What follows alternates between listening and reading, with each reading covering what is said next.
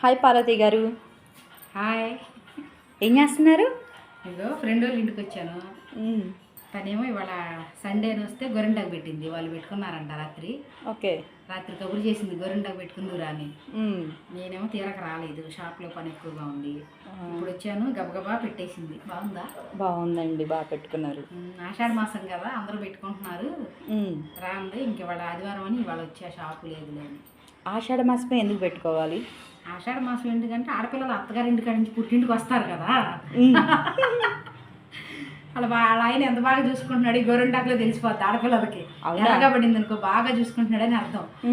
ఎర్రగా పడలేదు అనుకో బాగా చూసుకోవట్లేదని అర్థం. చిన్నప్పుడు అయ్యే చెప్పేవాడు మాకు. ఇదివటికి రోజుల్లో ఎర్రగా పండితే అందమైన మొగుడు వస్తారని అంటారు అనేవాళ్ళే.